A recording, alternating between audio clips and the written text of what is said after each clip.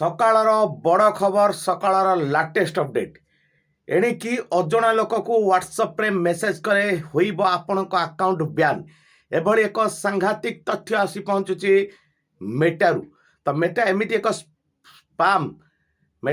Spam ତିଆରି କରିବାକୁ ଯାଉଛି ଯାହାକି ଲିମିଟେଡ୍ ମେସେଜ୍ ଆପଣଙ୍କ ହ୍ୱାଟ୍ସଆପ୍ ସହିତ କନେକ୍ଟ ହେବାକୁ ଯାଉଛି, ଯାହାକି ଆପଣ ଅଜଣା ଲୋକଙ୍କୁ ଆଉ ମେସେଜ୍ କରିପାରିବେ ନାହିଁ। କାହିଁକିନା ଅଜଣା ଲୋକଙ୍କୁ ମେସେଜ୍ କରିବା ଦ୍ୱାରା ହିଁ ସଙ୍ଗେ ସଙ୍ଗେ ମେଟା ସ୍ପାମ୍ ପାଖକୁ ତାହା ଚାଲିଯିବ ଏବଂ ସଙ୍ଗେ ସଙ୍ଗେ ଆପଣଙ୍କ ଆକାଉଣ୍ଟ ବନ୍ଦ ହେବ ବା ହ୍ୟାକ୍ ହେବ।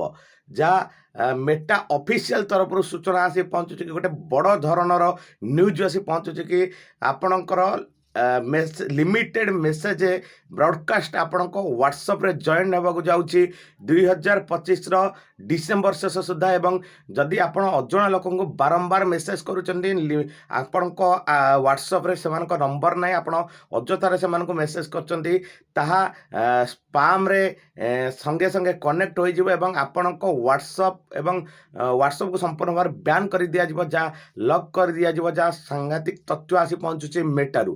ମେଟା ଚଳିତ ବର୍ଷରେ ଏଇଭଳି ଏକ ଲିମିଟେଡ୍ ମେସେଜ୍ କନେକ୍ଟ କରୁଛି ବ୍ରଡ଼କାଷ୍ଟ ମାଧ୍ୟମରେ ଆପଣଙ୍କ ହ୍ୱାଟ୍ସଆପ୍ରେ। ଯାହା ଲାଟେଷ୍ଟ ଅପଡେଟ୍ ଆସି ପହଞ୍ଚୁଛି, ଆଉ ଅଜଣା ଲୋକକୁ ମେସେଜ୍ କଲେ ବନ୍ଦ ହେବ ବା ଲକ୍ ହେବ ଆପଣଙ୍କ ହ୍ୱାଟ୍ସଆପ୍।